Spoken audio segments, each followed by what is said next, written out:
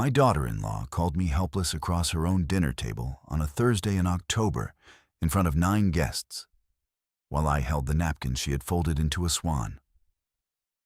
Her name is Brielle. Mine is Naomi Whitfield, and I am 68 years old. What Brielle did not know that night was that I had owned the 4-story building on Carver Street for 19 years, the same building her marketing firm rented the 3rd floor of. And before this story is over, I was going to sign a single page that decided whether she kept the desk she sat in every day. Before I tell you what happened next, I would love to hear from you. Have you ever been called useless by someone you helped raise? Someone who forgot how much of their life you quietly paid for? Tell me in the comments, and then stay with me, because I promise you the part you came for is coming, and it is quieter and heavier than anything I could shout. Let me start where the wound started, but let me start it honestly, because the whole of this story turns on me being a woman who tells the truth, even when a lie would be warmer. I raised my son David alone from the time he was 4. His father, Marcus, died when David was 4, which made the year 1990. I had married Marcus at 22 in 1978, in a church on the south side with a borrowed dress and a man who could make a whole pew laugh during the homily. He worked construction, concrete, and scaffold, the trades that built the very downtown that would later forget men like him existed. On a Tuesday in April of 1990, a scaffold tie failed on a job site 11 blocks from Mercy General Hospital, and Marcus fell 3 stories, and he was gone before the ambulance finished those 11 blocks. I was 34 years old.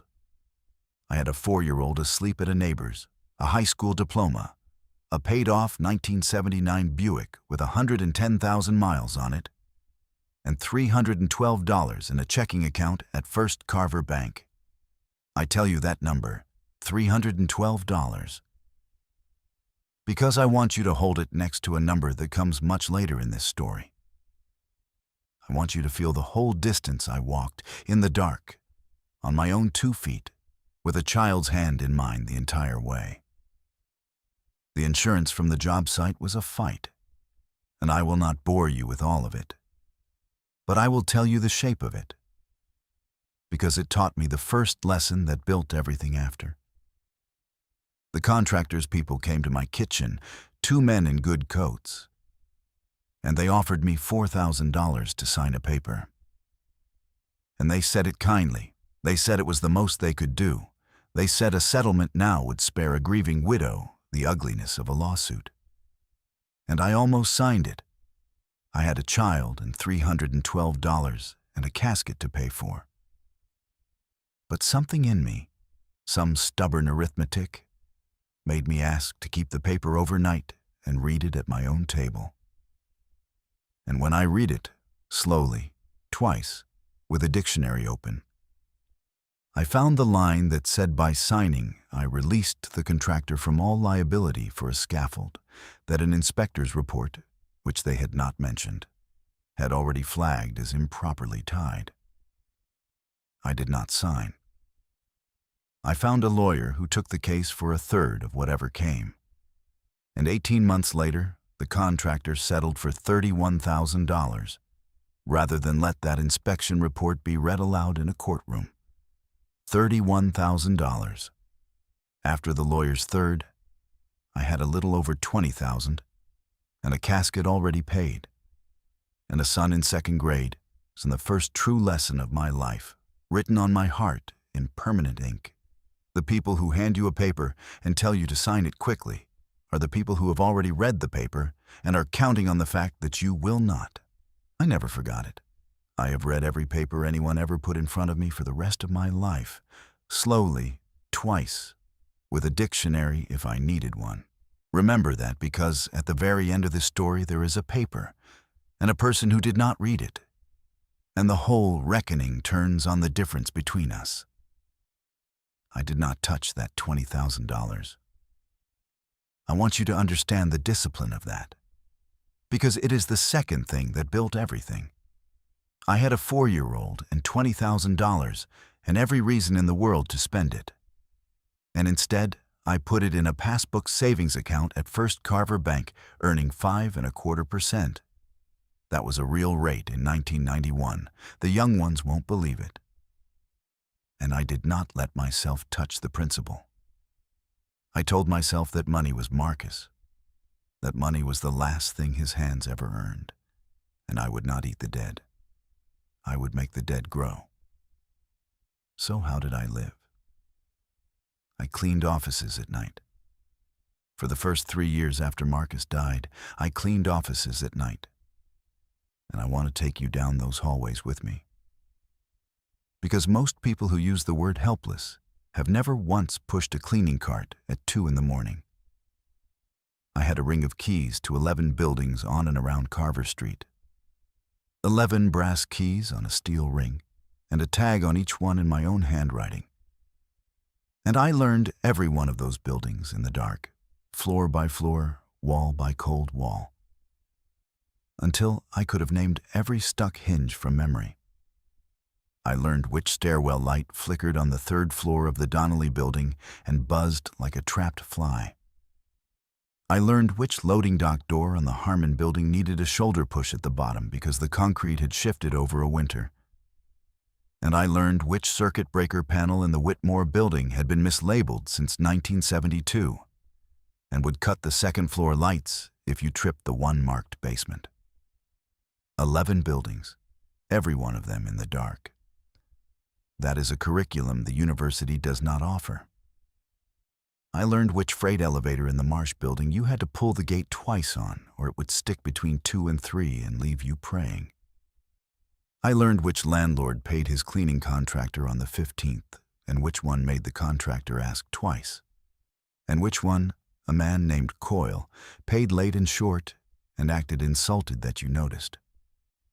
And I learned the 4-story brick building on the corner of Carver and 8th, the one with the limestone window sills and the cracked stone transom over the front door, better than I learned any of them. Because that was the building where I kept David. He was too young to leave alone all night, and I could not pay a sitter on a cleaner's wage. So I made a nest for him in the 2nd floor supply closet of that building. A folded moving blanket, a pillow from home, a little battery lamp, his coloring books, and he slept in there while I cleaned. And every 20 minutes, I would push my cart back down that hallway and crack the closet door and listen for his breathing. I knew that building before I owned it. I knew its smell, dust and floor wax and old radiator iron. I knew the cold spot on the 2nd floor landing where the radiator pipe had been capped wrong decades before, and the heat never reached. I knew the building was honest underneath its neglect. The brick was laid plumb, and the floors did not flex, and the mortar between the courses had not cracked in 80 years. Neglect you can fix. A dishonest foundation you cannot. I am not telling you this to make you sad. I want to be very clear about that, because this audience has heard 1,000 sad stories, and you did not click on this one to be made to grieve. I am telling you so that later, when I sat across a marble kitchen island from a woman who had called me helpless, you would already know exactly what helpless had actually looked like in my life. Helpless was never me. Helpless was a word for people who had never had to learn 11 buildings in the dark. By 1994, something changed, and it changed because of a death. The way so many doors in a life open onto a death. There was a wholesale paper company on Carver Street, 2 doors down from my corner building, a company called Berman Paper Supply, and the old bookkeeper who had kept its ledgers for 30 years had a heart attack at his own desk on a Friday and was gone over the weekend. And the owner, a tired, careful man in his 60s named Saul Berman, came in Monday to a company whose books no living person understood, with payroll due Friday and a tax filing due in 9 days. I cleaned his offices 3 nights a week. He knew my face the same way a man knows the face of the woman who empties his wastebasket. Which is to say, he had never once looked at it. But that Monday he was standing at the dead man's desk at 7 in the evening when I came in with my cart, staring at the ledgers like they were written in a language he had lost, and I said, because I could not help it, "Mr. Berman, if your books are out, you want to find the trial balance first. Everything hangs off the trial balance." He turned around and looked at me. Actually looked at me, maybe for the first time. And he said, "What did you say?" I had no business saying it. I had been balancing my own household to the penny for 4 years out of pure terror. And I had read 3 library books on bookkeeping during the long, quiet hours while David slept in the closet, because I had decided that the money the dead earn should be understood by the woman keeping it. But I had never kept a real set of books in my life. Still, when a man is drowning, you do not pretend you cannot swim. I said, "You'll want the trial balance, the list of every account and whether it's a debit or a credit. And the 2 columns have to come out equal. If they don't, that's where the trouble is hiding." Saul Berman looked at me for a long moment, and then he pulled out the dead man's chair, and he said, "Show me." I did not go home that night. I balanced his trial balance by 2 in the morning, and David slept in the supply closet 2 doors down while I did it. And I found that the dead bookkeeper had been carrying an error of $840 for 3 months that had nothing to do with theft and everything to do with a transposed number, 84 instead of 48. The kind of honest mistake a tired old man makes. And in the morning, Saul Berman offered me the job. For 11 years, I kept Saul Berman's books, and I want to tell you about those 11 years because the woman I became in that little back office is the woman who later owned a building. And you cannot understand the deed without the ledger that came before it. I taught myself everything. I taught myself double-entry accounting properly from a real text I bought used, with David doing his long division at the same kitchen table while I did depreciation schedules. By 1996, I understood that paper companies' finances better than Saul did. In 1997, I caught a corrugated board supplier who had been double billing Saul on every 3rd invoice for 40 months running. $110 here, $90 there. Nothing big enough to notice unless you were the kind of woman who noticed everything. And when I added it all up, it came to $11,200, and I got every dollar of it back.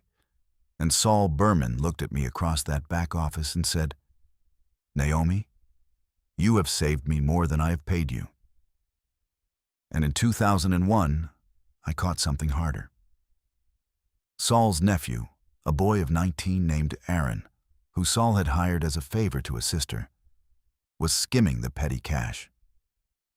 Not much, $40, $60 a week, but steadily and clumsily, in a way that showed in the cash reconciliation if you actually did the cash reconciliation, which the dead bookkeeper never had.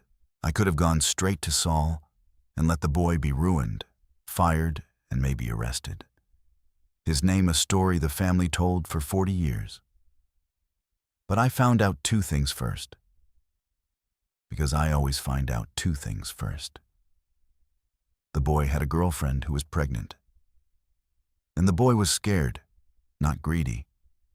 The kind of scared I knew, the $312 kind of scared. So I did not go to Saul first. I went to Aaron. I closed the back office door and I put the cash reconciliation in front of him, the real one, with the gaps circled. And I watched his face fall, a clean, total drop, the color going out of it, the bravado folding on itself.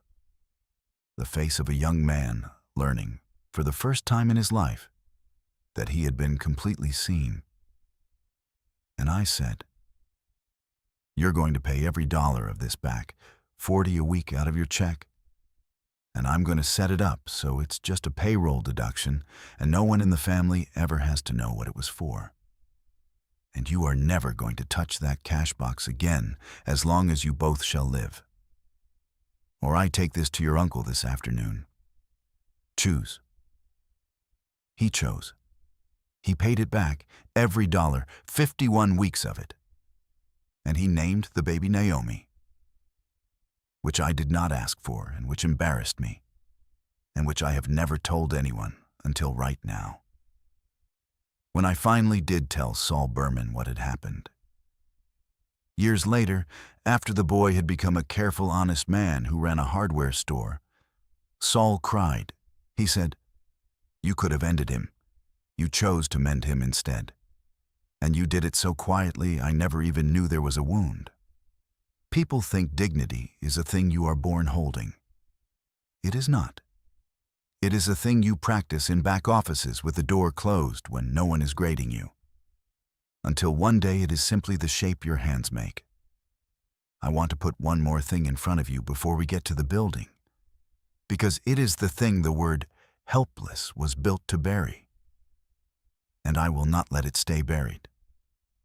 I want to tell you what those years actually cost, in the small, true currency that nobody films. There was a winter.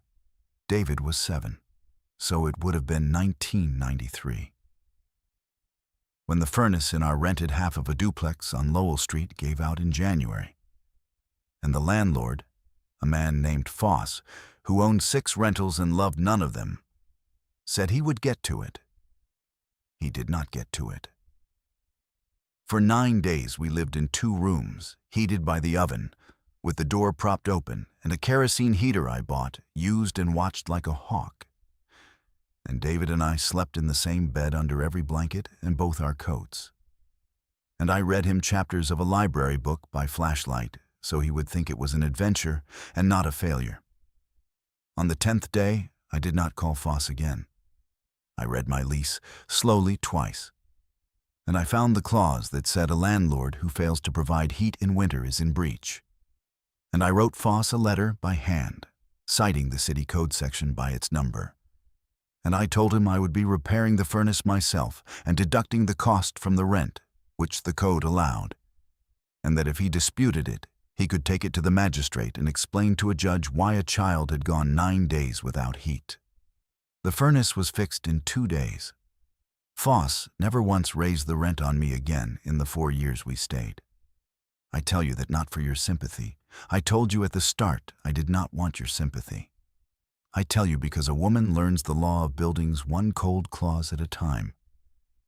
And every clause I learned in those years, about heat, about deposits, about breaches and notices and whose name is on what, was a clause I would one day own the other side of. The cleaning cart taught me the bones of a building. The cold taught me its laws. By the time I stood on that courthouse step, there was not a single thing about owning property that a younger, colder version of me had not already paid full price to learn. And David was there for all of it. That is the part that aches. He was 7 under both our coats. He was 11 when I caught the supplier. He was in the supply closet at 5 and doing his fractions at the kitchen table at 10 while I did depreciation. He saw every dollar of it earned. Which is exactly why his silence at that dinner table, decades later, was not the small thing it might have been from a stranger. He did not forget where the warmth came from. He chose, for one bad moment in front of the right people, to act as though he had. And a mother can forgive a great deal. A mother can forgive nearly everything. But she does not forget the precise weight of a son looking down at his plate. Now here is the part that turns the whole story, the lever everything else rests on. And I am going to slow all the way down, because the people who watch these stories check the law and the math and the dates. And they are right too. And I want them to find me exactly correct. In the autumn of 2005, the man who owned the 4-story brick building on the corner of Carver and 8th, my corner building, the one with the honest brick and my son's old supply closet on the 2nd floor, lost it. His name was Harlan Coyle. He was the same Coyle who had paid his cleaning contractor late and short and acted insulted that you noticed. And it turned out he ran his whole life that way. He had borrowed against the building twice, second mortgage on top of first. And then he had taken the borrowed money and put it into a strip mall development out by the interstate that never opened. Bad land, bad partners, a sewer easement nobody checked. The bank foreclosed. The building went to a sheriff's sale on the courthouse steps. Now, I want to be precise about how I came to be standing on those steps, because nothing about it was luck, though it would be easy to call it luck. I had been to 4 sheriff's sales before that one. I had never bid at any of them. I went to learn, to stand in the cold and hear the deputy's flat cadence and count the bidders and watch what happened when nobody but the bank showed up. To learn what the deputy says and how the bidding opens and how the upset price works and what it means when no one but the foreclosing bank shows up. I learned that most foreclosure sales have exactly one bidder, the bank itself, bidding only what it is owed, and that a building can go for the debt against it and not a dollar more if the right person is standing there with the right paper. I learned the rhythm because I had a feeling, not a guess, not a hope, but the settled, particular certainty of a woman who had held the keys to those buildings for 3 years, that one of them would someday come up those steps, and I intended to be ready when it did. And I had been saving. For 13 years, I had not touched the $20,000 that was Marcus. And it had grown, compounded, year over year, in a passbook, and then in 2-year certificates of deposit, when the bank offered 6% in the 90s. And I had added to it every month, $10, $20, $50, whatever the household could spare, after David's shoes and the gas bill. By the autumn of 2005, I had $41,000 saved. $41,000. Built from a dead husband's last earnings and a cleaning woman's overtime. Untouched, disciplined, waiting. I want to be honest with you about what that discipline cost, because the word saving makes it sound gentle, and it was not gentle. It was 100 small refusals stacked into a wall. It was the 8 winters in the same wool coat, turning the collar when it frayed so the fray would not show, because a new coat was $40, and $40 was 4 months of the building fund. It was David asking for the basketball shoes the other boys had, the expensive ones, and me buying him the honest, plain ones, and the 2 of us never speaking of it again. Though I knew, and he knew, and it sat between us a while.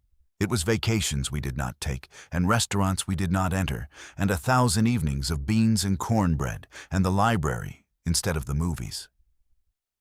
People look at a woman who owns a building, and they think, luck, or they think she married it, or they think she was handed it. They never think. She ate beans for 13 years and turned her own collar so a fray would not show. They never think discipline, because discipline is invisible. It happens in the part of a life nobody photographs. But every brick of that building was bought with a refusal. I did not find $41,000.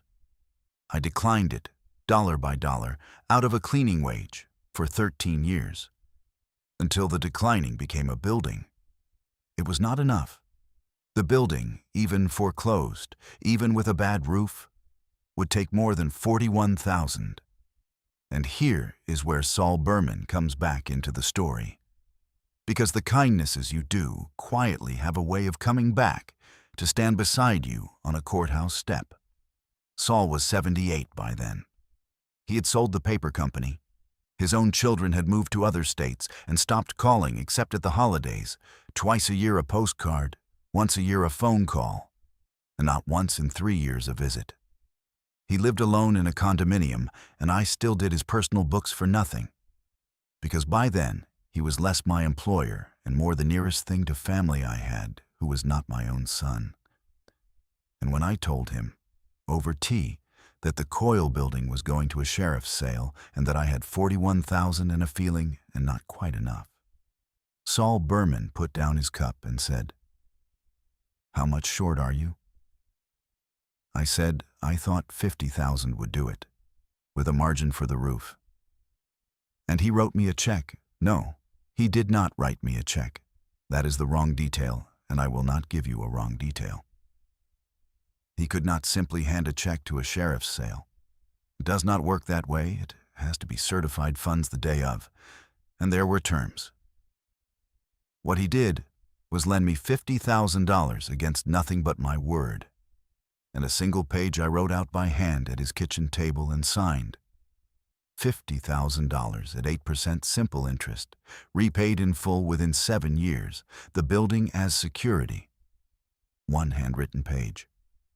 He read it once, slowly, and he smiled, because he had taught me to read papers slowly, and here was his own lesson coming back to him. And he said, "I would rather my money sat in your hands than in the bank that foreclosed on a man I used to play cards with. You'll pay me back. You've never once not paid anyone back. Go buy your building, Naomi." The sale was on a Tuesday in November of 2005, at 10 o'clock in the morning, on the courthouse steps. Because in our county, sheriff's sales are always held on Tuesdays at 10, every week, rain or shine. And I had stood on those same steps 4 Tuesdays before, just to learn the cadence. I want you to stand on those steps with me, because it is the morning everything turned on, and I have never told it to anyone in full. It was cold, the first hard cold of November, and I wore the wool coat with the turned collar. 8 winters that coat had carried me, and it carried me to the courthouse on the most important morning of my life. Because a new coat was still building fund money even then, even that day. I had the certified check folded in an inside pocket, against my heart, and I kept my hand flat over it the whole walk up the steps. The cold of the certified check felt through the wool, and I did not move my hand until I needed it. There were maybe 9 people on those steps, most of them lawyers and clerks who came every Tuesday, and one flipper I knew by sight, and me, a 49-year-old cleaning woman in a turned collar that none of them looked at twice. The deputy read the legal description of the property in the flat, fast voice of a man who reads them every week. And I knew the property he was describing better than he ever would. Lot and block, 4 stories, the limestone sills, the honest brick. The bank's lawyer opened the bidding at the debt, which was $59,000 and change. And there was the one other man, the flipper, who looked the building up and down and saw the roof and made one nervous bid at $62,000, and then looked up at the roof a second time and did the arithmetic on the back of a worse education than mine, and shook his head and stepped back, because most people see a bad roof and they walk away. I did not walk away.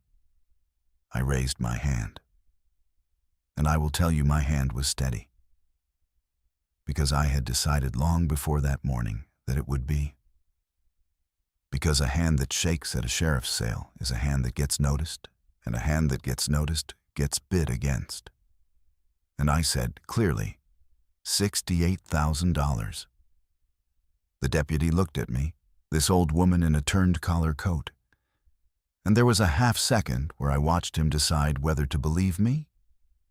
And then I touched the pocket over my heart where the certified check was, and he understood, and his face changed, and he said, "Funds?" And I showed him, and he nodded.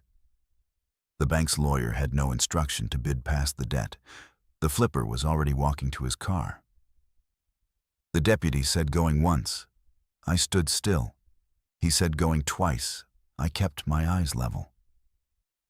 He looked up and down the steps one last time, the practiced look of a man checking whether anyone wanted to come back into the room, and no one did. He struck the rail and said, "Sold to the lady for $68,000. I did not make a sound. I did not raise my fist. I had decided long before that morning that if the gavel fell for me, I would receive it the same as any other number on a ledger, correctly, quietly, moving to the next line. So I stood there on those courthouse steps with the cold November air at my face. And I breathed out once, slow and even. And I thanked Marcus, not out loud, but in the way I have always spoken to him since 1990, which is without words. In that part of the chest where a person keeps the things that do not need to be said to be heard. The lady. He did not have my name yet. And the 4-story brick building on the corner of Carver and 8th. The building I had learned in the dark. The building where my son had slept in a supply closet while I pushed a cart down its halls. The building with the cold spot on the second-floor landing and the 9 dead bricklayers waiting in a photograph in a closet to be hung back up. That building became mine on a cold Tuesday morning for $68,000, paid by a cleaning woman in a coat she had worn for 8 winters, while a courthouse full of people who had not once looked at her face stood and watched it happen, and still, somehow, did not quite see.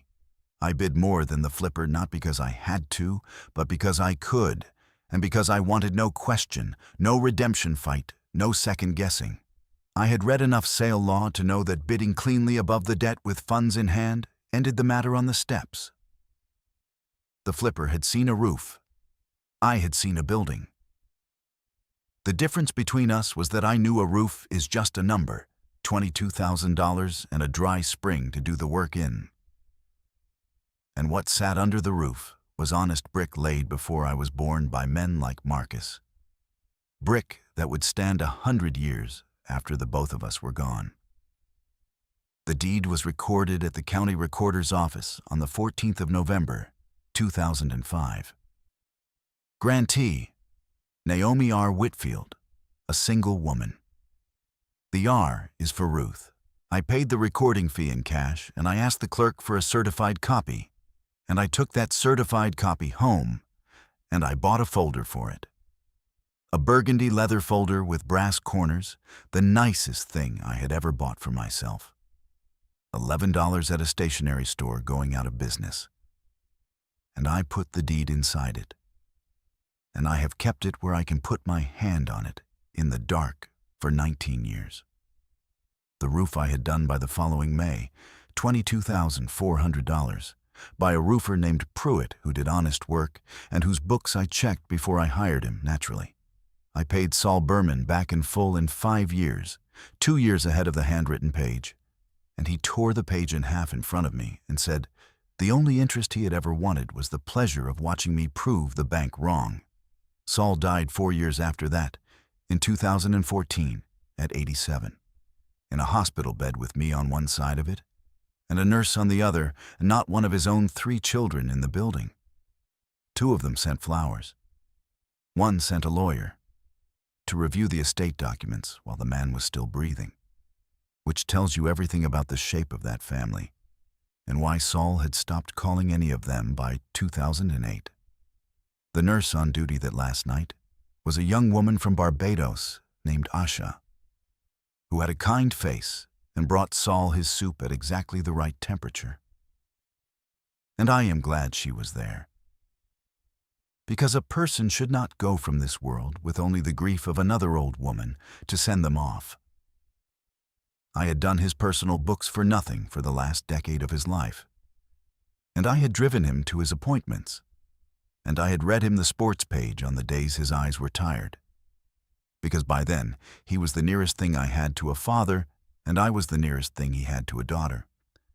And neither of us ever said that out loud because we were both people who showed a thing rather than said it. At the very end, the day before he passed, he held my hand on top of that hospital blanket, and he said, "Naomi, do you know the best investment I ever made in 40 years of business?" And I said no, expecting him to name some property or some account. And he said, $50,000 on one handwritten page to a woman everyone else had decided was a cleaning lady. He squeezed my hand as hard as he had left to squeeze. "Find someone like that someday," he said. "Find someone the world has written off, and be the one who reads them right. It will be the best money you ever spend." I told him I would. I did not know that day that the someone would turn out to be the woman who would one day call me helpless at her own dinner table. But a promise to a dying man does not get to pick its own occasion. It just waits in you, quietly, until the day it is needed. The first thing I did as the owner of that building, before the roofer, before the tenants, before anything, was walk it alone with my own ring of keys on a Saturday morning, every floor, top to bottom, the way I had walked it at 2 a.m. with a cart, except that now the lights were mine to turn on.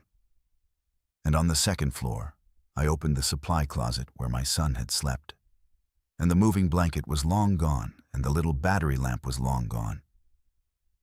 But somebody, Coyle's people clearing out, careless, had left a few things shoved in a corner, and among them, face down on the floor, was a small framed photograph that had once hung in the lobby.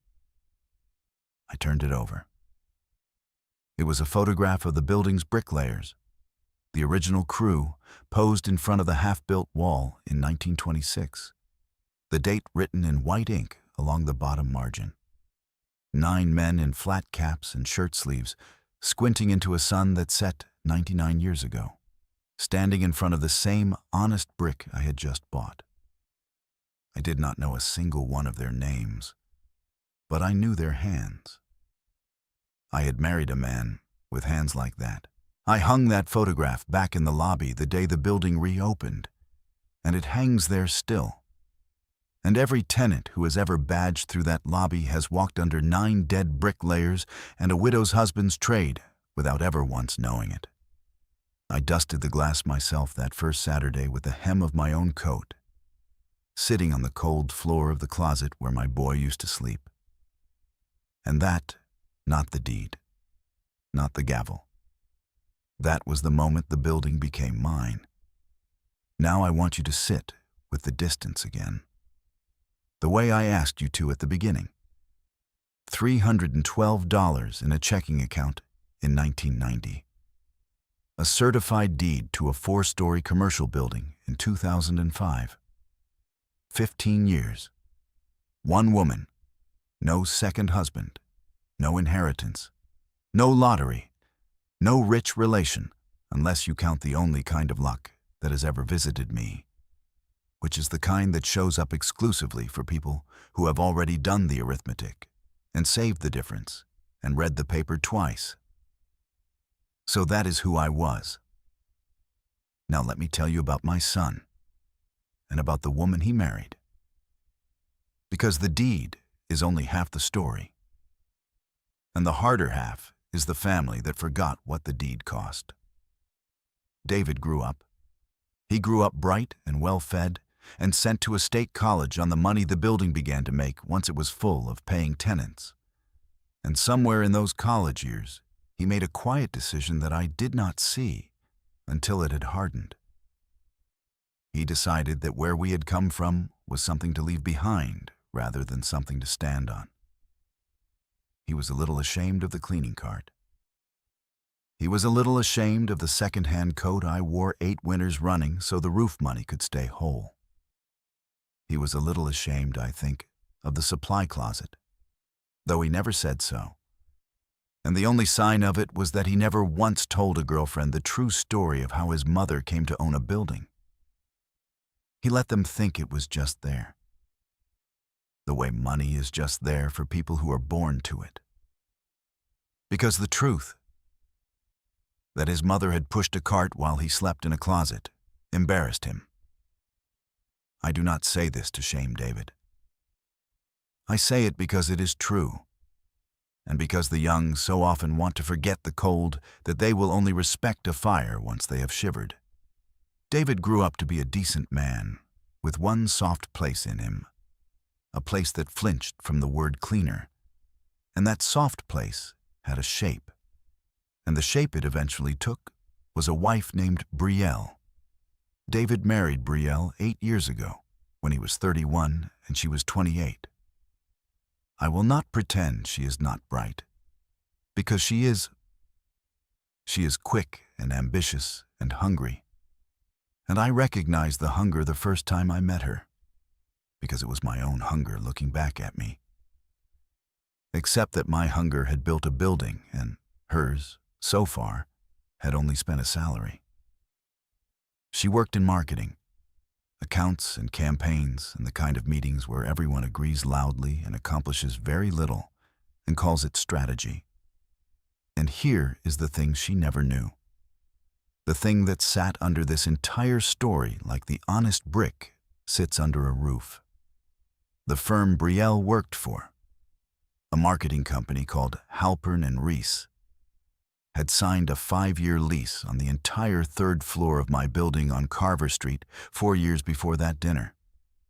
They had a sign in the lobby. They had their logo etched into the glass of their suite door on the 3rd floor. Brielle badged through the lobby of my building every single working morning, past the limestone sills I had learned in the dark, up the elevator to a desk that sat on a floor I owned.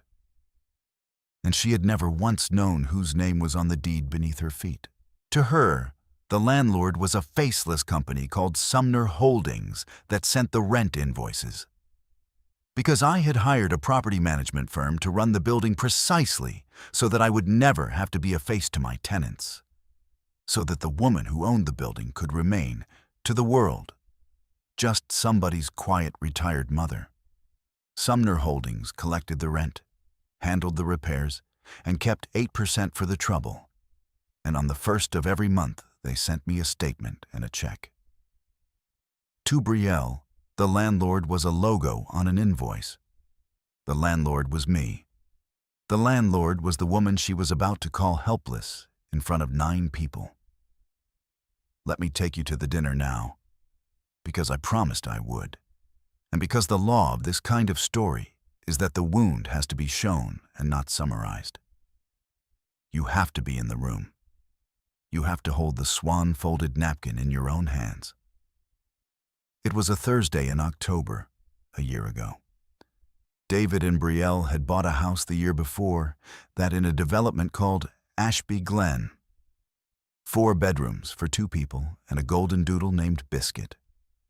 And Brielle threw a dinner party once a season to show the house off to the right people. This was the autumn one. 9 guests, plus David, plus Brielle, plus me, which made 12 at the long table, and I was the only person in the room over 50. I had come early to help, because helping is the only language I have ever been fluent in. I was at the kitchen sink rinsing the good wine glasses, the crystal ones Brielle did not trust to the dishwasher, when she came in from greeting the first arrivals and found me there. I had on my deep navy blue blazer over an emerald green silk blouse, my pearl earrings, my wedding band that I still wear, and my hands were wet to the wrist. "Naomi, no," she said, not cruelly. "That is the thing I need you to understand." She did not say it cruelly. She said it in the voice you use on a child who has wandered too near the stove. "Sit down, honey. You don't have to do that, honestly. You'll only have to do it again. I'll just run them through after. Go sit with the guests. Let someone take care of you for once. You've earned it. You've earned it." Such a soft little knife, handed to me handle first so I would not even feel it go in. I dried my hands and I sat. I am very good at sitting. I have spent a great deal of my life sitting quietly in rooms full of people who had no idea what I was. There was a woman beside me at the table, a neighbor of Brielle's named Carol, perfectly pleasant, who spent the first part of the dinner explaining to me, slowly and at some volume, how a thing called direct deposit worked. How the money just goes right into your account. Isn't that something? You don't even have to go to the bank anymore. I thanked her warmly, and I said that did sound convenient. I did not tell her that I had run the payroll for a wholesale paper company with 11 employees through direct deposit before her children were born. or that I read 3 property management statements a month and could find a misposted entry in a ledger faster than her husband could find his car keys. I just nodded and let her teach me about my own life. Because there is a particular freedom in being underestimated that the people doing the underestimating never suspect. They tell you everything. They guard nothing. Because they have already decided you are not a person who could ever do anything with what you learn. I have done a great deal with what I learned at tables like that one. Dinner came out beautifully, and I will give Brielle that with my whole heart. The woman can cook. The chicken was perfect. The rolls were her grandmother's recipe. And the table was laid with a care that I recognized as a kind of hunger I understood. The talk moved through its predictable territories, careers, the school district, a kitchen remodel someone's sister was suffering through, the price of everything. And then a man named Greg, who did something in commercial real estate and had clearly enjoyed 2 full glasses of the wine I had poured, turned to me down the length of the table with the slightly too bright politeness of a person performing interest rather than feeling it, and said, "And what about you, Naomi? What is it you do?" Or did, I suppose I should say. And before I could set down my fork, before I could even draw the breath to answer for myself, Brielle answered for me. "Oh, Naomi's retired," she said. And she said it to the table, not to me, with a fond little laugh that was meant kindly and landed like a stone. She raised David, bless her. Did the whole single mom thing, very inspiring, cleaned offices for years, can you imagine? She's basically helpless with anything modern now. I have to set up her phone for her every single Christmas. But she's an absolute sweetheart, and we take such good care of her. Helpless. There it was, set down in the center of her beautiful table like a third centerpiece.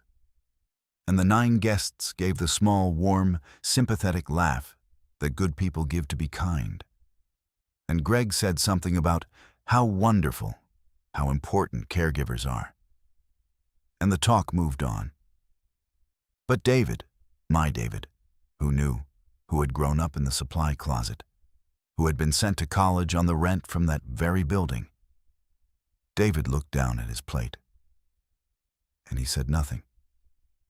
He did not say, "Actually, Greg, my mother owns a building downtown." He did not say, "My mother caught a supplier stealing $11,000 when I was 11. He did not say one word in my defense. He looked at his plate and let the word helpless sit there. And that, not Brielle's word, but my son's silence beside it. That is the thing that went in deepest. And that is the wound this whole story is the healing of. I held the napkin Brielle had folded into a swan. I turned it over once in my hands, slowly, the way I turn over a paper before I read it. And I am going to tell you exactly what I did.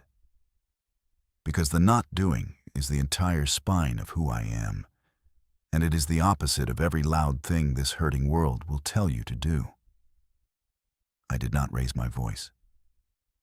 I did not say, "Young lady, do you have any idea whose floor you sit on 5 days a week?" I did not pull the deed out of my purse, and I want you to feel this. I had the deed in my purse.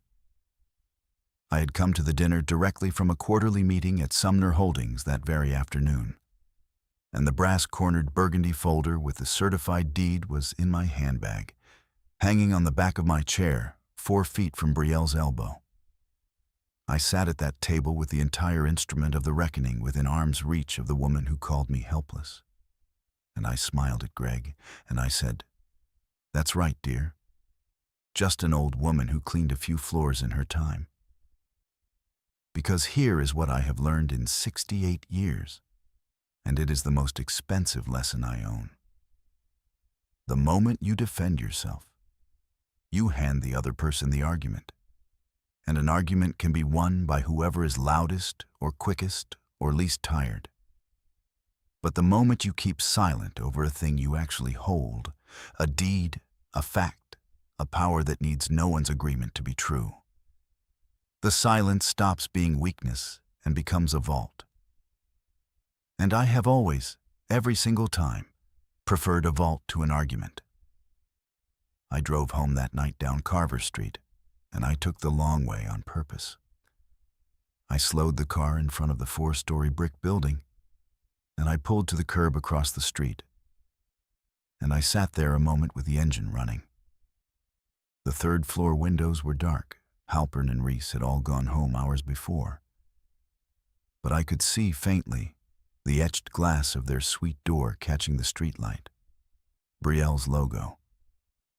And I looked up at that glass, at her firm's name on the door of a floor recorded in my name at the county, and I waited to feel angry. I have to tell you the truth. The anger did not come.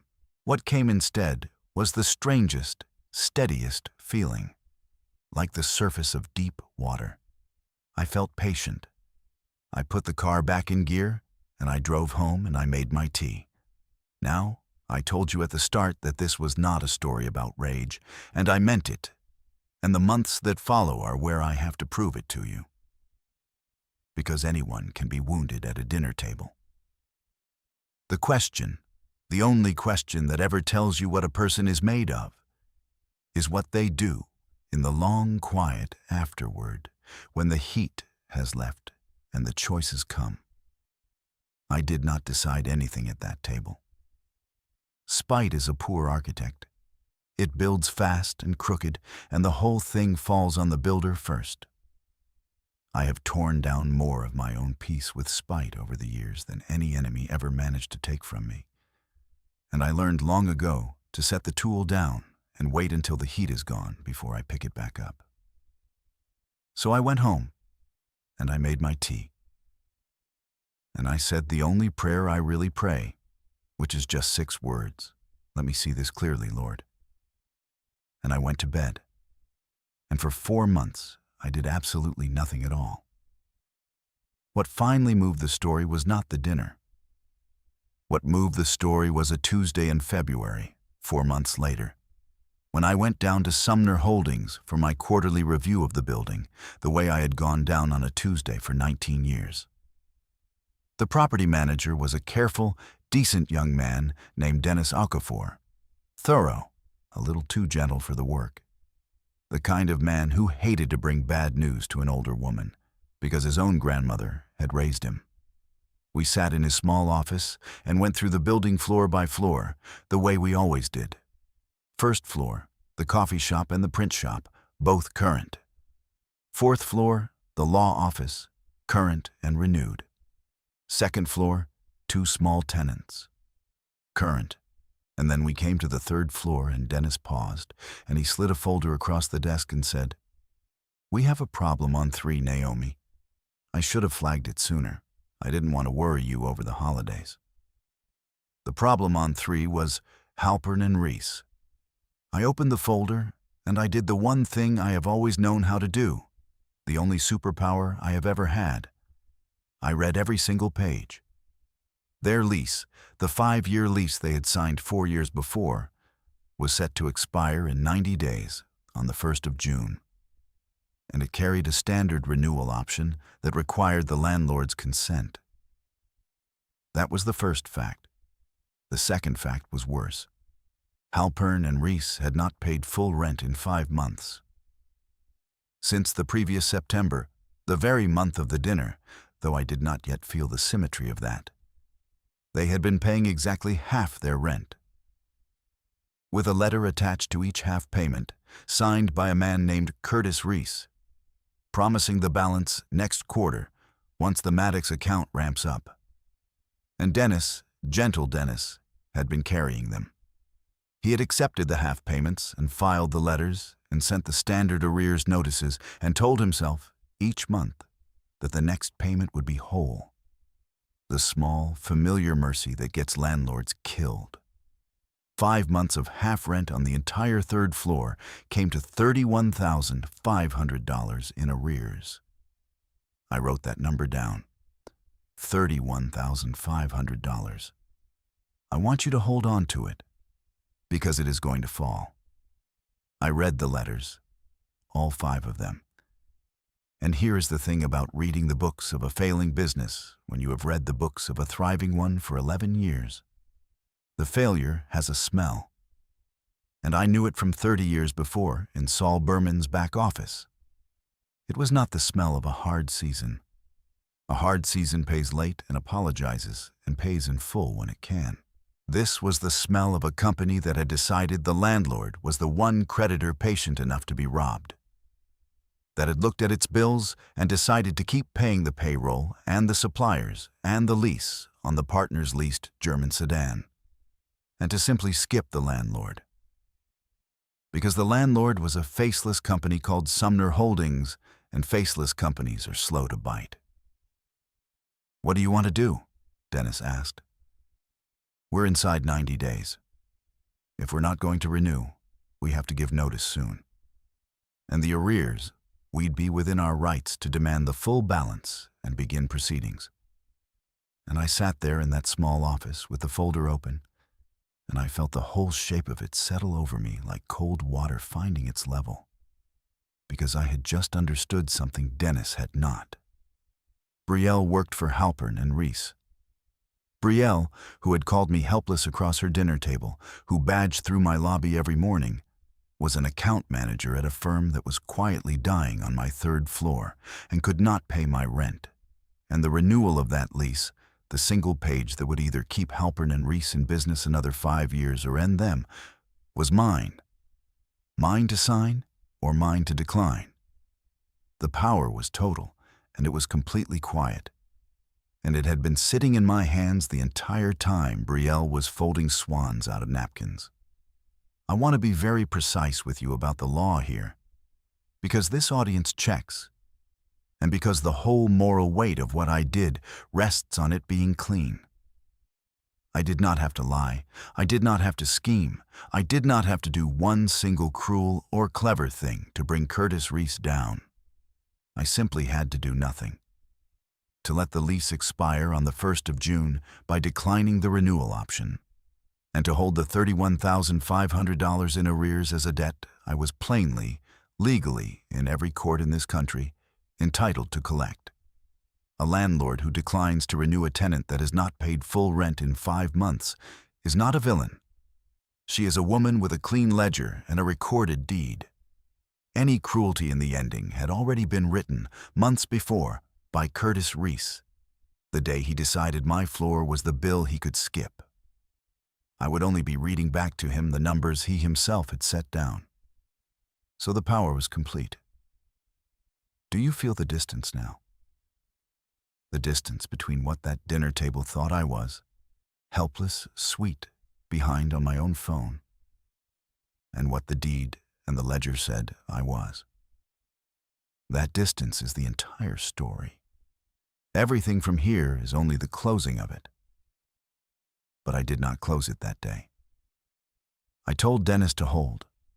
I told him to keep accepting the half payments and to keep sending the standard arrears notices exactly on schedule, no more aggressive and no more lenient than the letter of the lease required, so that the record would be perfect and the choice would stay entirely mine.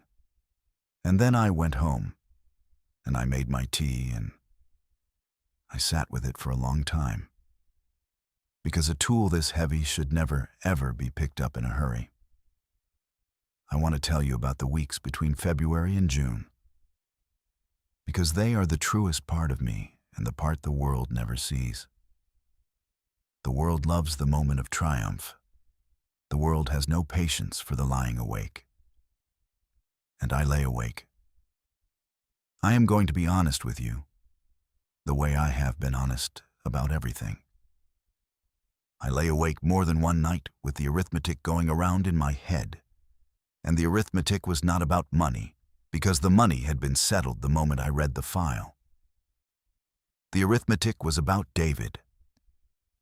Because if I declined the lease and Halpern and Reese folded, and I was nearly certain it would fold, Brielle would lose her job. And Brielle was married to my son. And whatever I did to that firm, I did, in some downstream way, I could not pretend away. To my own son's household, to his mortgage on the 4-bedroom house in Ashby Glen, to the college fund of grandchildren I do not yet have, but lie awake thinking about anyway. A reckoning that lands squarely on a guilty man is justice, and I will deliver it with a steady hand. But a reckoning that splashes sideways onto your own family's table is a thing you have to hold up to the daylight and turn over and over before you let yourself do it. Because the dead earn that money too, and I have never once been willing to eat the dead. There was one night in late February, I will tell you, because I promised I would tell you the lying awake, when I had nearly talked myself all the way over to the easy side of it. I sat up at 2 in the morning and I made my tea, and I told myself the comfortable thing, which is that I could simply sign the renewal, swallow the $31,500 as the cost of family peace, keep my mouth shut about the dinner forever, and let Brielle keep her desk and David keep his calm, and the whole wound just scar over quietly, unspoken, unhealed, but at least not bleeding, and not mine to reopen. I had the pen in my hand. I am telling you the literal truth. I had taken the renewal document out, and I had a pen in my hand at the kitchen table at 2 in the morning, ready to sign away the consequence and buy the peace. And then I looked up at the wall over my own kitchen table, where I keep a small framed copy of that 1926 photograph of the bricklayers, the 9 dead men in flat caps in front of the honest wall. And I thought about Saul Berman's hand on the hospital blanket, and the promise I had made him. Find someone the world has written off and be the one who reads them right. And I understood, with the pen still in my hand, that signing the easy renewal would not be peace at all. It would be me handing Curtis Reese another 5 years to lie to and another 30 good months to drain. And it would be me leaving the most competent woman in that whole building chained to a sinking man because I was too tired and too sentimental to do the harder, kinder thing. Peace bought by letting a liar keep robbing you is not peace. It is just a debt you have agreed not to mention. I put the pen down. I did not sign. I poured the tea out and I went to bed. And I slept, finally. Because a decision made cleanly lets you sleep in a way that an avoided one never will. So I did the thing that I want you to remember above everything else in this story, because it is the entire difference between a reckoning and a revenge. Before I let the consequence fall, I gave Curtis Reese one clean chance to be an honest man. I built him a door, and I made it easy to walk through, and I did it where no one was watching, the way I had built a door for Saul's nephew 30 years before. In March, I called Dennis, and I told him to set a meeting, not at Sumner Holdings, but at the building on the 3rd floor in Halpern and Reese's own conference room. And I told him to put my name on the meeting only as a representative of ownership. Not the owner, a representative. Because I wanted to walk into that conference room one more time as the harmless old woman. And I wanted to watch what Curtis Reese did and said when he believed that the person across the table was nobody who mattered. A man's true character is the face he shows the person he thinks is powerless. I have built my whole life on that single piece of knowledge. I walked into my own building on a Wednesday morning in the last week of March. I badged through my own lobby, past the bricklayer's photograph and the honest front door, and I rode my own elevator up past the cold spot on the 2nd floor landing, and the doors opened on the 3rd floor, and Brielle was standing right there at the reception area, because of course she was, and she saw me, and her face did a small, complicated thing. Surprise, and a flicker of something almost like fear. "Naomi," she said, "what are you? Is everything okay?" Is David all right? David's fine, sweetheart, I said. I'm here for a meeting with Mr. Reese. She blinked at me. You have a meeting with Curtis? And the disbelief in her voice was not even rude. It was total. It was bottomless. The idea that I, Naomi, helpless behind on my own phone, might have any business at all with the man who owned the firm she worked for simply would not fit into any drawer she had in her whole mind. I'm helping out the building people, I said. They like to have an older person in the room sometimes, someone the tenants will be patient with. You know how it is. Which was true, every word of it, and not a single word of which told her the truth. There is a kind of honesty that is also a closed and locked door, and I have made my home inside it for 19 years. Curtis Reese was a man of about 50 in a good suit that he had worn one season too long. You can always tell. The lapels go soft and the man keeps wearing it because the money to replace it is the money he is hiding from his landlord. He shook my hand. A brief, soft grip. The kind a man gives when he has already decided the person holding his hand does not require his full attention.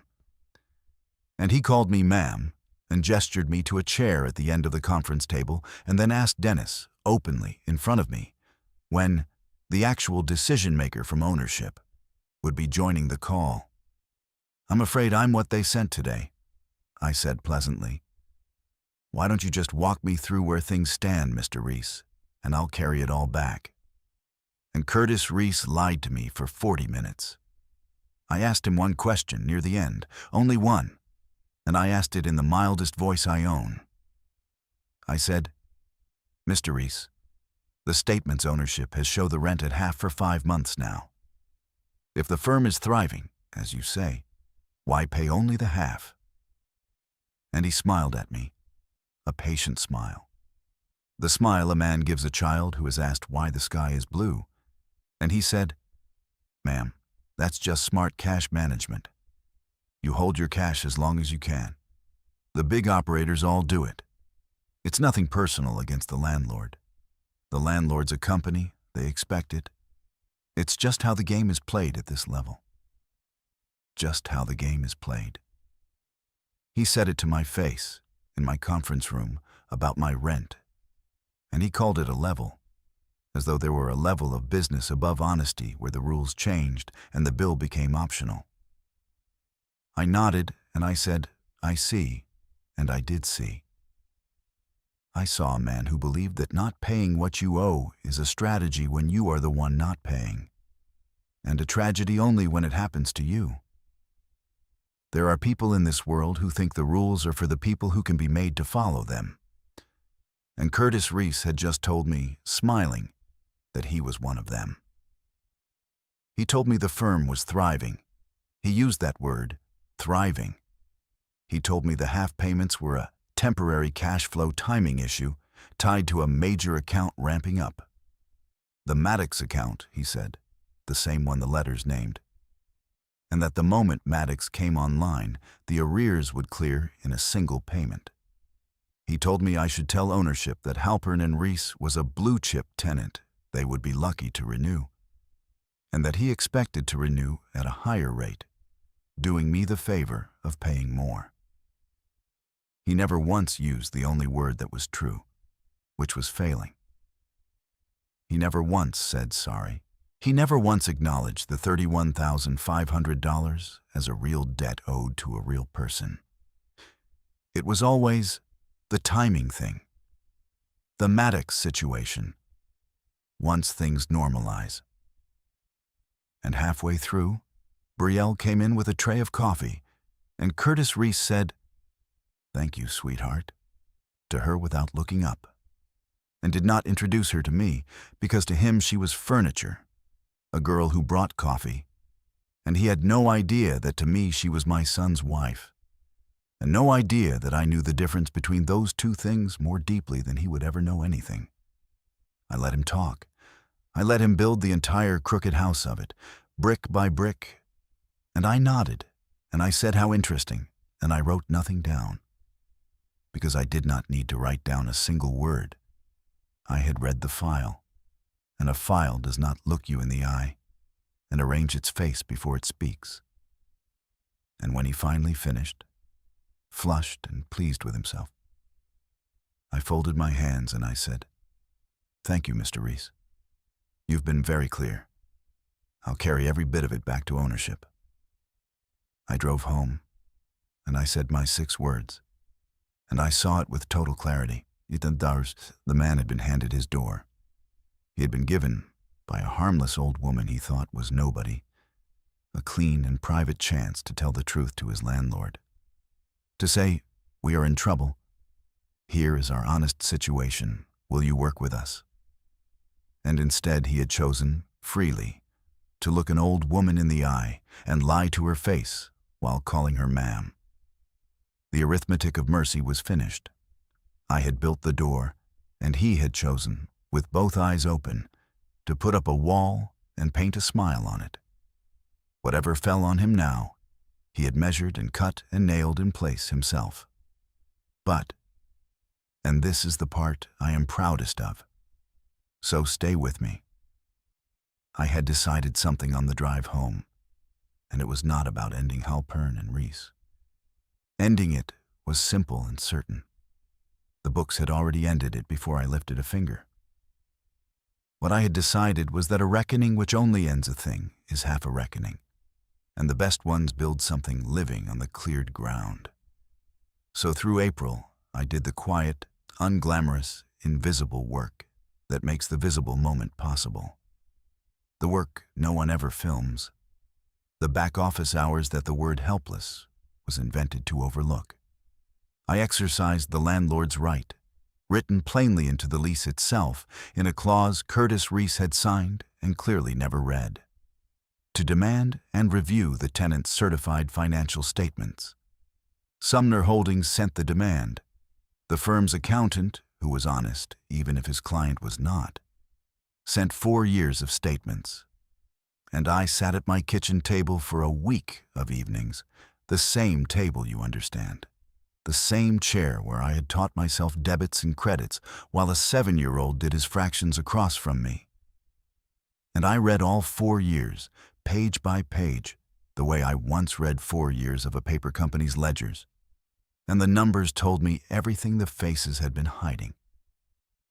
I want to take you into that reading, because it is the part the word helpless was invented to make you skip. I read it the old way, with a sharpened pencil and a legal pad and a glass of water and no television, 3 and 4 hours a night. And I built my own trial balance off their numbers because I never trust a statement somebody else summarized for me. And I watched a number fall. The firm's cash on hand, account by account, quarter by quarter. I wrote it down the left margin of the legal pad in a single column. The numbers descending, each one smaller than the last, a falling record. 2 years back, $91,000. 18 months back, $64,000. A year back, the spring they lost Pemberton, $40,000. Last fall, the very month of the dinner, $19,000. And by that February, the month Dennis slid me the folder, a little over $8,000 in the operating account of a firm paying half its rent and golfing on Thursdays. I underlined that last figure twice. $8,000. That is not a cash flow timing issue. That is a man rowing a boat with a hole in it and telling his landlord the water on the floor is rain. And then, on the third night, somewhere in the receivables, I found the other thing. The thing I had not gone looking for and could not unsee once I had. Because a dying firm's books are not all death. 3 accounts in that whole sinking ledger paid like clockwork, 30 days, never late, year over year, healthy as oak.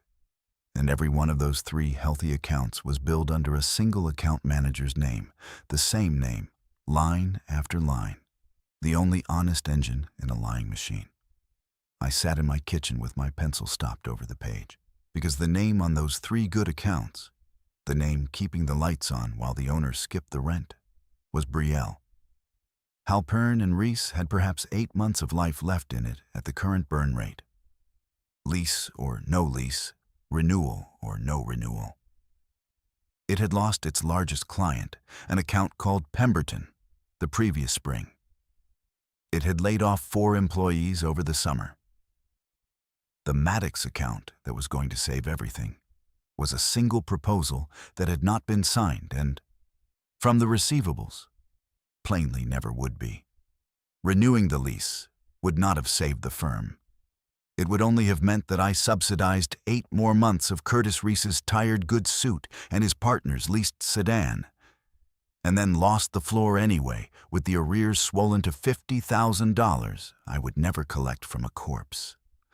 I sat at my kitchen table for a long time with that statement in front of me, with my pencil stopped over Brielle's name, and I let the whole shape of it turn over slowly, because a hard truth earns the time it takes to settle.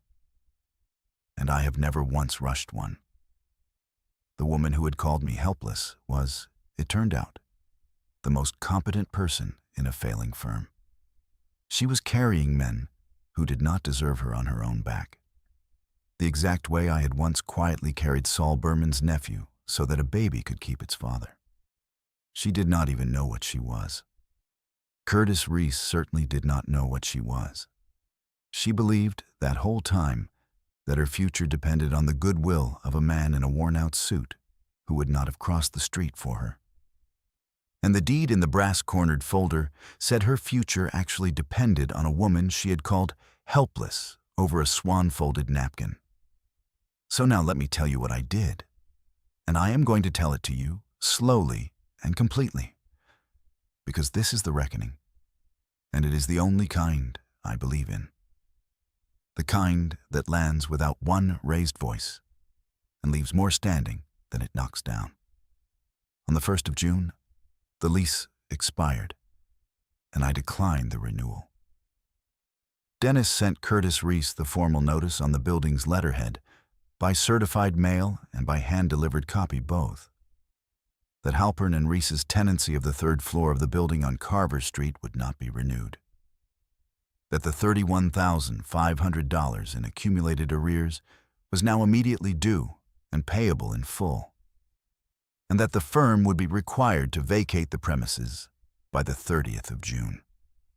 I am told Curtis Reese telephoned Sumner Holdings 9 times in the 4 days that followed. I am told he demanded, with rising volume, a meeting with the actual owner of this building. And on the 2nd of June, Dennis called me at home and said, "Naomi, he's demanding to know who owns the building. And the thing is, on a non-renewal with arrears in dispute, he does have a legal right to know the name of the owner of record. I can't withhold it from him if he formally asks. How do you want me to handle it?" "Tell him the truth," I said. "All of it?" "All of it, Dennis. Tell him the owner of record is Naomi Ruth Whitfield. And Dennis, and here I want you to hear me, because this is the whole of who I am in one instruction. When you tell him, do it kindly, do it plainly. I do not need that man humiliated. I need him correct. There is a difference, and I have lived my whole life inside it. I did not need Curtis Reese on his knees. I have never once in 68 years needed a man on his knees. I needed him to know, finally and exactly, that the floor he had decided to skip paying for had never been his to skip. That there was a real woman at the end of the faceless invoice. A woman he had called ma'am and lied to in a conference room. And that her name was on the deed. That is not cruelty. That is arithmetic, at long last written in the correct name. Dennis told him on the telephone, kindly and plainly, exactly as I had asked. And Dennis told me afterward what the man said. Because I asked, because I wanted to know whether the truth had landed where it needed to. There was a long silence on the line, Dennis said, after he gave the name. And then Curtis Reese said slowly, "Whitfield. One of my account people is a Whitfield. Brielle Whitfield. And Dennis said, "I couldn't speak to that, sir." And there was another long silence, the silence of a man finally doing the arithmetic. And then Curtis Reese said the only true thing I ever knew him to say, which was, "I sat across a table from that woman. I called her ma'am. I had her brought coffee. I told her the firm was thriving." And Dennis, who was a kind man, said nothing at all, because there was nothing kind left to say. And a kindness sometimes is the silence you leave a man to fall into. Curtis Reese did not call Sumner Holdings again after that. There was nothing left to demand. The owner was no longer faceless. The invoice had a woman behind it, and the woman had a deed, and the deed had been recorded 19 years before he ever signed a lease he could not afford to honor. And now I will tell you about the moment it reached Brielle, because that is the moment you came all this way for. And I was there for it, in person. And I have turned it over in my mind 100 times since. And each time I turn it, it looks different. Lighter, then heavier, then simply true. David called me on a Sunday afternoon, the 4th of June. His voice was strange and careful and small. The exact voice he used to have at 9 years old when he had broken something in the house and was standing in the hall deciding whether to come and tell me. "Mom," he said, "can you come over?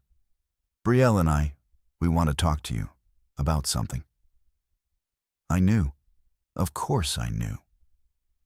The certified letter had landed on Curtis Reese's desk on the 1st, and by the 4th, the panic would have rolled all the way down the firm to the account managers, and Brielle would have seen, somewhere on some copy of some document, a name she could not believe. But I said, "Of course, baby, I'll bring a pie." And I made a sweet potato pie. Because if you are going to walk into a hard room, you should always walk in with something warm in your hands. I drove out to Ashby Glen with the pie still warm on the passenger seat, and I let myself in, and I sat down at the marble kitchen island in the 4-bedroom house. And there was Brielle, with her eyes red-rimmed and her hands flat on the cold marble. And there was David standing behind her, with one hand on his wife's shoulder. And on the counter between us, turned to face me, was a letter on a letterhead I recognized, because I owned the letterhead. "Naomi," Brielle said, and her voice was very small, and the bright dinner party voice was entirely, completely gone. "Curtis got a letter from the building. They're not renewing our lease. We have to be out by the end of the month, and there's back rent owed, $31,000. And Curtis is saying the firm might not survive it, and people are going to lose their jobs. I might lose my job, and—" She stopped. She looked down at the letterhead on the marble. She looked back up at me, and I watched her face begin, slowly, to do the arithmetic that her boss had refused to do for 5 straight months. "It says here," she said, "that the owner of record is Naomi Ruth Whitfield." "It does," I said. The kitchen went very, very quiet. Somewhere down the hall, Biscuit's collar tags jingled once and went still. David's hand had stopped moving on his wife's shoulder. "You own the building," Brielle said. It was not a question. It was a woman saying a sentence she did not yet fully believe, the words coming out slow and careful, as if she were testing the weight of each one before she committed to it. "I do," I said. She put her hands flat on the marble and looked down at them for a moment. Then she looked up at me. "For how long?" 19 years come November, I said. She closed her eyes, opened them. "Before I started working there." By 15 years. And I watched the arithmetic move through her face, not the fast social arithmetic of a dinner table, where you decide in a second what a person means to you, but the slow, ground-shifting kind that rewrites the whole map of a thing you thought you understood. She had walked through that lobby 4 years' worth of mornings. She had complained, I have no doubt, about the elevator being slow, about the second-floor common bathroom's finicky lock, about the landlord being faceless and unresponsive whenever Curtis filed a maintenance request late and wrong. She had eaten her lunch on the sill of the window on the east side of the building, which gets the afternoon light, because I know every window in that building and I know which ones get the afternoon light. She had done all of this on my floor, in my building. Walking past a lobby photograph of 9 bricklayers I had rehung with my own hands, sitting on the cold floor of the closet where her husband used to sleep. And I had been, this entire time, the faceless logo on the invoice. I do, I said. Sumner Holdings, she said slowly, working it backward in front of me. We pay Sumner Holdings, every month. I've signed the rent transfer myself when Curtis was traveling. Sumner Holdings is... They pay you. You're... She looked at the letter again, as if the name on it might have changed while she blinked. You're the landlord. You've been the landlord this whole time. The 4 years I've worked there. The day Naomi, you came up to the 3rd floor in March.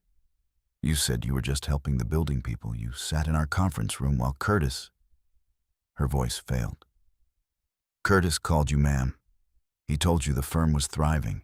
He had me bring you coffee. He did, I said. And you let him. It came out almost a whisper. You sat there and let a man lie to your face about your own building. I wanted to see, I said, what he'd do when he thought no one who mattered was in the room. A man's truest face is the one he shows the person he believes is powerless. I have built my whole life on knowing that. He showed me his. She was quiet for a moment. Then, very small. How long have you owned it? I bought it at a sheriff's sale on a Tuesday in November of 2005. I said quietly, with my hand still in my lap and my voice still level. For $68,000, with a roof that needed $22,000 more and a dry spring to fix it. Paid for with 13 years of a widow's savings and a $50,000 loan from a good man named Saul Berman, God rest him, who lent it to me on a single handwritten page because he trusted my word. I have owned it for 19 years. Your firm has rented the 3rd floor of it for 4, and I was rinsing your good crystal at that sink last October when you told 9 of your guests that I was helpless. I did not say it cruelly. I need you to believe that, the way the people in that kitchen came to believe it. I said it flat and true and impossible to argue with. A balance read aloud that had finally, after 19 years, closed clean. Because the recorded fact is the only weapon I have ever trusted in my whole life. Not the raised voice, not the clever cut. The recorded fact read aloud, calmly once, and Brielle's face came apart, but not the way I had braced for. I had braced for defense. I had braced for the bright, quick, hungry woman to find an angle, to make it somehow about how I should have told her, how unfair it was to keep such a thing secret. Instead, she put both her hands flat over her mouth, and the tears that came were not the warm, performing tears of the dinner table. They were the other kind, the real kind that a person cannot decide to cry. And she said through them, oh my God, Naomi. The things I called you helpless. I told everyone you couldn't work a phone, and you just sat there and rinsed my glasses and let me, and when Greg asked, you smiled and said you cleaned a few floors. You let me say it, to your face, in your building. She could not finish. She pressed her hands harder over her mouth. And then David spoke. And he said the thing I had been waiting 8 years to hear, and the grace of it, the thing that finally healed the deepest part of the wound, was that he said it not to me, but to his wife. Which was exactly right. Because the silence I needed broken was his silence at that table, and only he could break it. "She let you," David said to Brielle quietly, "because that is exactly who she is. She has spent her whole life letting people believe she's smaller than she is, because she never once needed us to know what she really was. She doesn't keep score out loud." He took a breath, and his voice broke a little, and he looked at me for the first time. "I knew about the building, Brielle. I've always known. I grew up sleeping in a closet on the second floor of it, while she pushed a cleaning cart down the hall so she could pay for the men who would later sell her that building. And I let myself forget it. I let myself be embarrassed by it. I sat at our table last fall, and I heard you call my mother helpless, and I looked at my plate, and I said nothing. Because some sick, small part of me still wanted these people to think we came from money instead of from a cleaning cart. That's on me, Mom. Not on Brielle. On me. I am so sorry." And there it was. That, more than any lease, more than any deed, more than $31,500.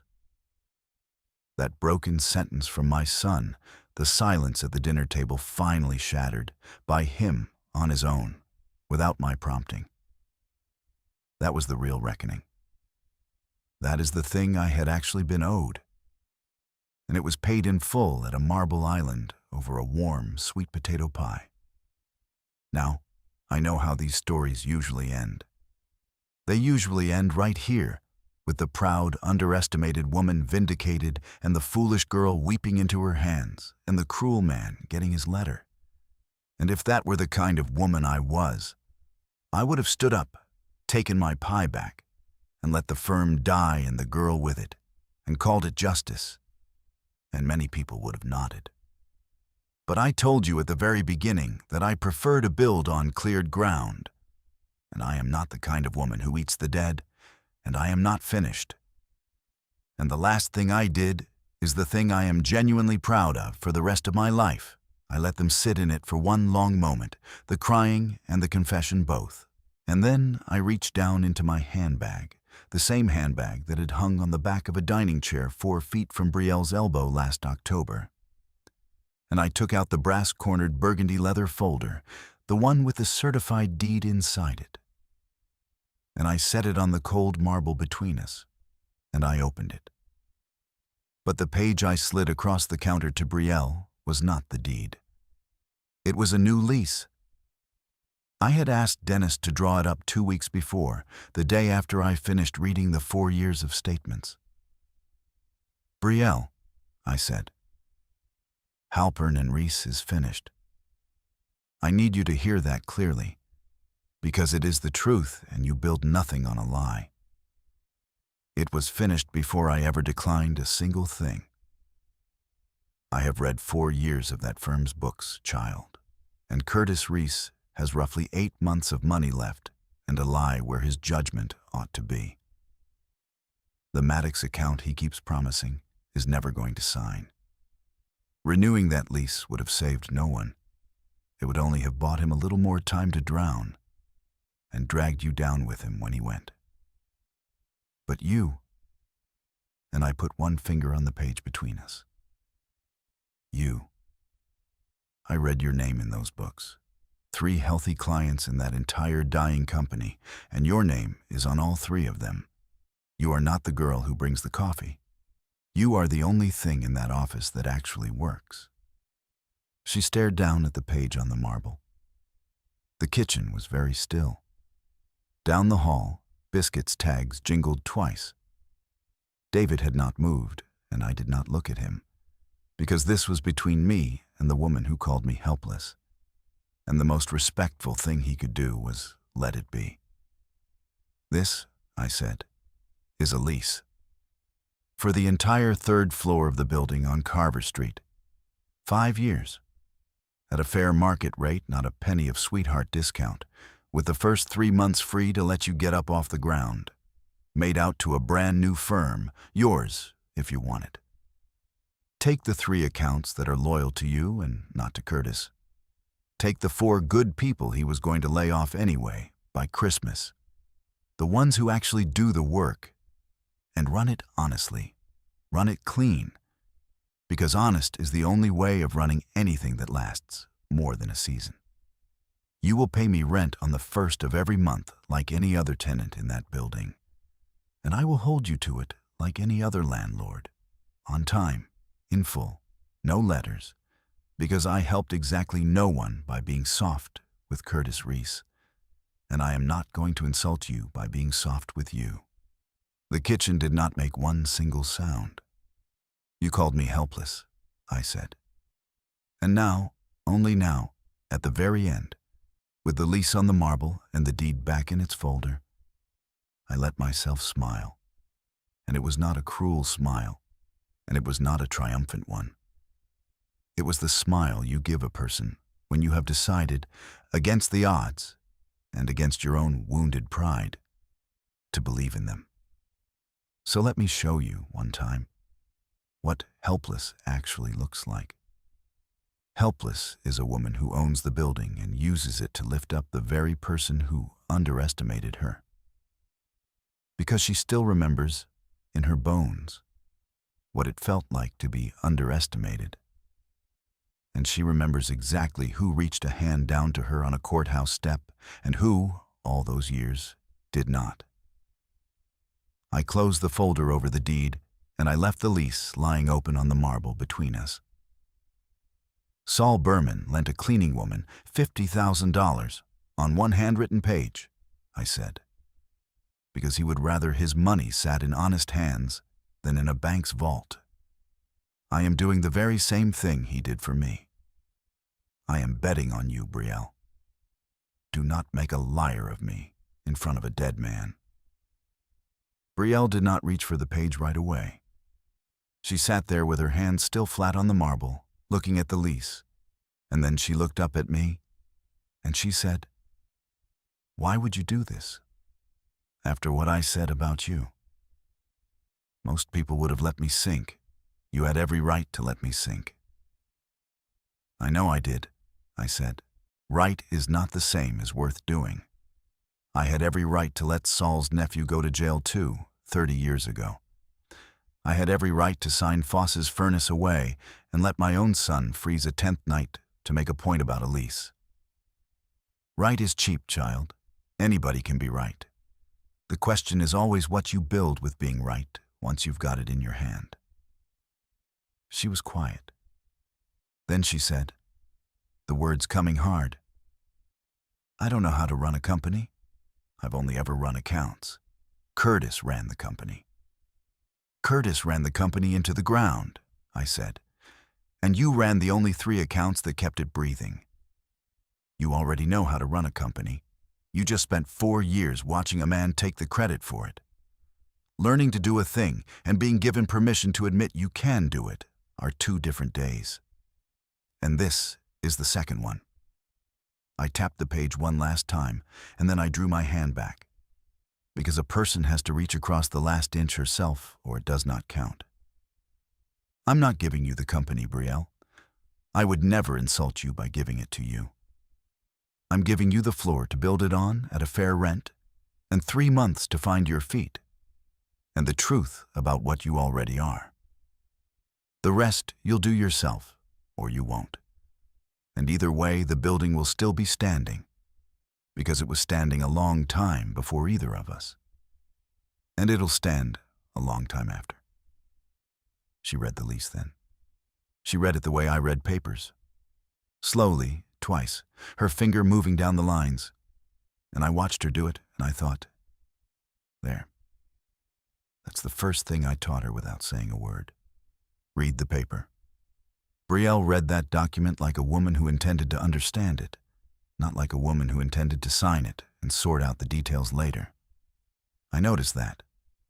David noticed it too, I could see it in his posture, the small shift of a man watching his wife become someone he had not quite known she was. She did not sign it that night. She said quietly, "Can I take this home and read it again?" "Take all the time you need," I said. "I might want a lawyer to look at it." "I would insist on it," I said. "You do not sign a lease without having it read. That is the one rule in this family that is not negotiable." A very small thing happened then, a thing I almost missed because it was so small. Brielle looked at me directly, not the polite, careful look of a dinner party, not the startled look of a woman who has just learned her mother-in-law owns her office. And she smiled, just barely. And she said, "Okay." And she folded the lease in thirds and put it in her purse. She came back 11 days later and signed it in front of me and Dennis with a steady hand. She did not name the new firm after herself. I want you to know that, because it told me my bet was a good one. She named it after herself and the one quiet, loyal colleague who came with her. A steady woman named Anita Cross, who had done the real and uncredited work on the second of those 3 healthy accounts for years, while Curtis Reese took the lunches and the credit. Brielle called the firm Cross and Whitfield Marketing. She put the worker's name first, and then, instead of her own maiden name, she used Whitfield.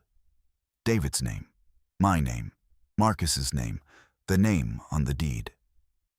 When I asked her why, she said quietly that she wanted to walk past the deed at the county and the door on the 3rd floor and see the same name on both, so she would never again forget what was holding her up.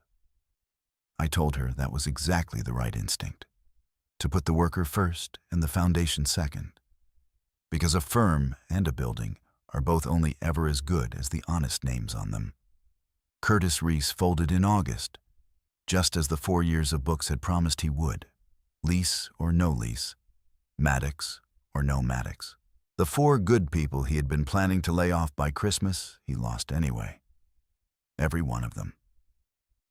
To the brand new firm on the 3rd floor of my building, where they badged through my lobby every morning past the limestone sills I learned in the dark. Ride past the cold spot on the 2nd floor landing, and walk under an etched glass door that reads Cross and Whitfield. Above a deed recorded at the county that reads Naomi Ruth Whitfield, the helpless old woman who once cleaned a few floors. The new firm's first months were not easy, and I did not make them easy, because easy is not a gift. It is a slow poison. There was a week in September when Brielle came to me, just the 2 of us, at the building. And she had a spreadsheet of her own. She had built it herself by hand, the way I taught myself once. And she walked me through her receivables and her runway, and asked me, not as a relative but as one business person to another, whether her numbers held. I read every line, the way I read every line of everything. I found one error. She had booked a deposit as revenue that was really a liability until the work was delivered, an honest mistake. The same family of mistake the dead bookkeeper made in 1994. And I showed her, and I watched her face do the thing my face once did in Saul Berman's back office. The thing where you see your own blind spot for the first time and feel both ashamed and grateful in the same breath. She fixed it. She never made it again. And as she was leaving, she stopped in the doorway and said, "You could have just told me the answer. You made me find it." And I said, "I made you find it because next time I won't be in the room, and the building needs to stand whether I'm in it or not." That is when I knew the bet was good. Not when she signed, when she learned. One more thing I will tell you, because it is the kind of small true detail this story turns on. The day Brielle's people moved into the 3rd floor, she came down to the lobby on her lunch hour, and she stood for a long time in front of that 1926 photograph of the bricklayers. the 9 dead men in flat caps. And that evening she called me and asked who they were. And I told her I did not know their names. Only their trade, only their hands.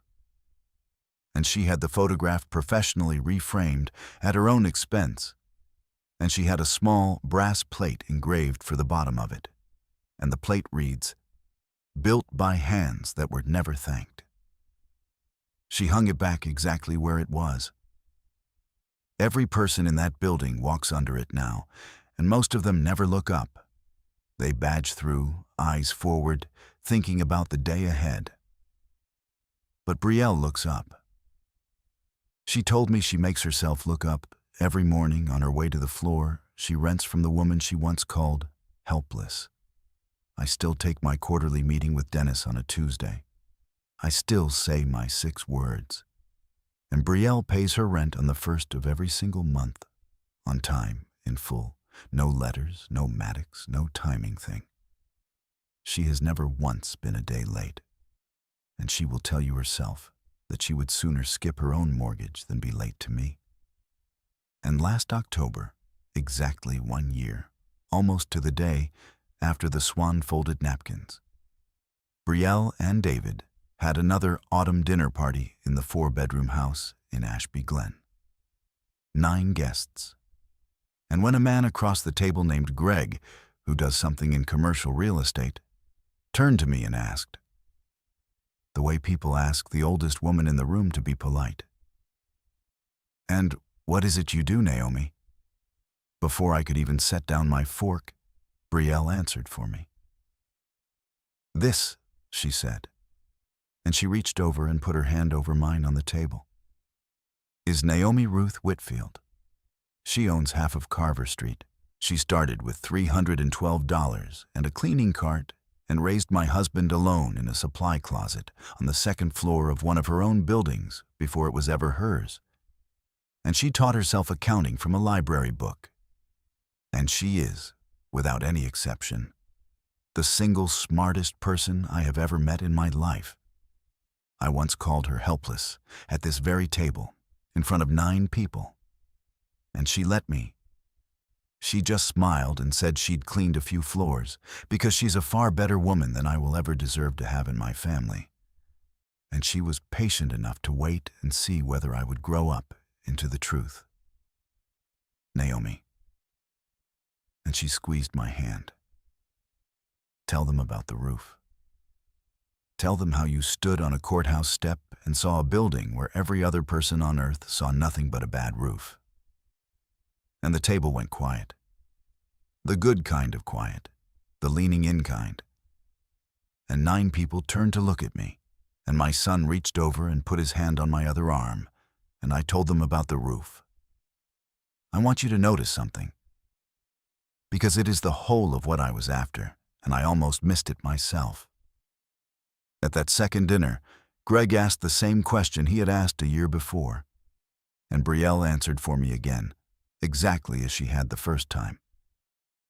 The only thing that changed in 12 months was the truth she chose to put in my mouth. The 1st October she answered for me and called me helpless. The 2nd October she answered for me and called me the smartest woman she had ever met. Same table, same chair, same 9 strangers leaning in, same old woman in navy and emerald with a single composed tear she did not let fall. The reckoning was never that I forced her to stop speaking for me. A person who loves you will always speak for you. That is what families do at tables. The reckoning was that I lived long enough and kept my grace long enough to change what she had to say. So that is my story, and I have told you all of it. The true numbers and the true dates and the true names. Because the truth is the only thing I have ever trusted to hold weight. I was called helpless across a dinner table by a woman who badged through my own building every morning. And I did not raise my voice, and I did not pull the deed from my purse, though it sat 4 feet from her elbow. And I let my silence become a vault for 4 long months. And then I opened the vault. not to crush the girl who had wounded me, but to hand her the very building she had been standing on the whole time. The reckoning was never about making Brielle small. It was about her finally being made to see how much had always, quietly, been holding her up. If this story has touched your heart tonight, I want you to sit with one question for me before you sleep, and I would truly love to read your answer down in the comments. Have you ever been underestimated by someone you loved? And when the moment finally came, when the power was at last in your own two hands to prove them wrong, did you choose to crush them with it? Or did you find the harder grace to lift them up instead? There is no wrong answer to that question. There is only your own true one, and I would be deeply honored to read it. And if you have stayed with me all this long way to the end, do an old woman one small kindness. Leave a like, so that these quiet stories find their way to the next tired person who needs to hear one. Subscribe, so you do not lose the thread of us. And tell me, down in the comments, where in this wide world you are watching from, and what time it is right now in your part of it. I read every single one of them, late, alone, with my tea going cold beside me. And it feels for all the world like a guest book signed by friends I have not yet had the joy of meeting. And remember this, a truth I have had to come back to more than once across 68 years of building a life from nothing. On courthouse steps and at marble islands, and at sinks full of someone else's good crystal. And in the quiet back offices of men who were glad, eventually, that they had pulled out the chair and said, "Show me." Your value is not determined by the people who fail to see it. It is determined every single day by what you keep quietly building in the dark while they are not looking. And most of all, by what you finally choose to do with all of it. On the day the lights come on and they see you at last.